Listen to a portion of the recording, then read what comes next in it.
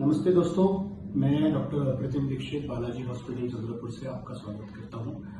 दोस्तों, आज हम एक बहुत ही रूटीन एंड इम्पोर्टेंट फ्रैक्चर के बारे में डिस्कस करेंगे। सभी ऑर्थोपेडिशियंस की जो ट्रॉमा की प्रैक्टिस करते हैं उनका 50% केस लोड हिप फ्रैक्चर्स का होता है। हिप फ्रैक्चर्स हमारी सोसाइटी में सबसे कॉमनेस्ट फ्रैक्चर्स हैं जो हमारे पास ऑपरेशन हेतु आते हैं। तो ये एक बहुत ही रूटीन फ्रैक्चर है, but there is a twist. जैसा कि आप देख सकते हैं, ये जो पेशेंट है ये इनका नॉर्मल हिप है। नॉर्मल हिप पूरी तरीके से अच्छा है, इसमें कोई खराबी नहीं है।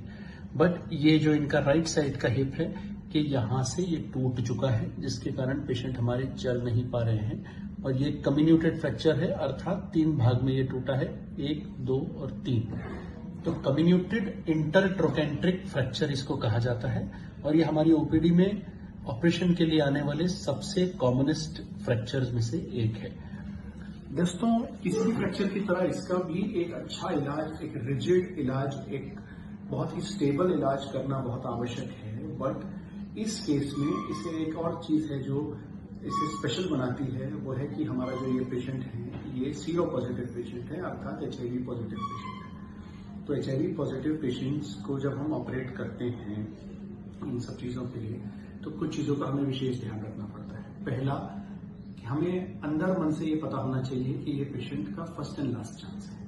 यदि हम अच्छा काम नहीं करेंगे, यदि वो ऑपरेशन किसी कारणवश काम नहीं करता है, तो पेशेंट को शायद फिर से चांस नहीं मिलेगा, क्योंकि पेशेंट की बॉडी वैसे ही उसकी पुरानी बीमारी के कारण काफी कमजोर हो चुकी है। और तो हमारा एक सिंगल शॉट में अच्छा काम करना बहुत आवश्यक है। सेकेंड, हमको ये समझना होगा कि HIV पॉजिटिव स्टेटस होने के कारण पेशेंट को इन्फेक्शन का चांस ज्यादा है, इन्फेक्शन की शक्यता ज्यादा है। तो ऑपरेशन के बाद हमको इन्फेक्शन न हो, ऐसी चीजों का विशेष ध्यान देना पड़ेगा। इसके लिए कम से कम टाकों में ऑपरेशन होना आवश्यक है, ताकि इन्फेक्शन न हो।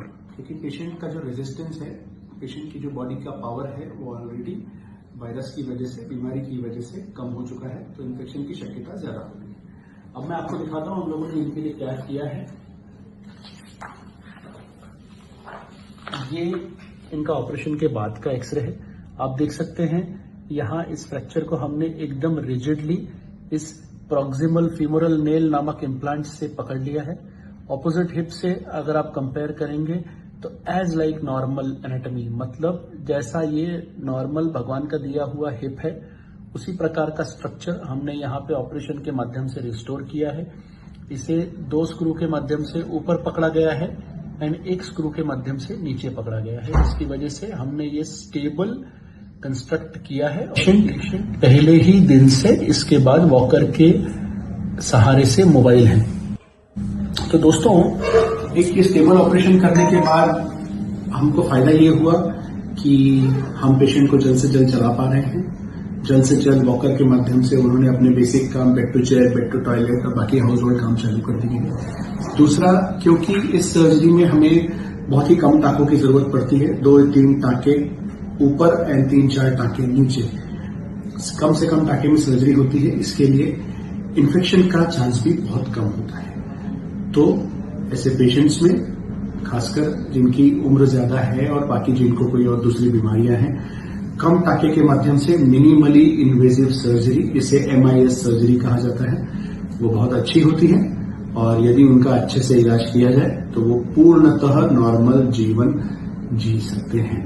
यदि आपको कोई ऐसे आपके घर में किसी को ऐसा हिप का फ्रैक्चर है, या फिर आपके दोस्तों में आप कोई भी ऐसा पेशेंट्स हैं जिन्हें कोई मार्गदर्शन की जरूरत है, जिन्हें कोई प्रश्न है इससे रिलेटेड, तो आप कमेंट सेक्शन में जा सकते हैं, या फिर हर शनिवार को रात को 9 बजे मेरा फेसबुक, मेरा इंस्टाग्राम एंड यूट्यूब लाइव होता है, उसके माध्यम से भी आप प्रश्न पूछ सकते हैं। Thank you. नमस्ते।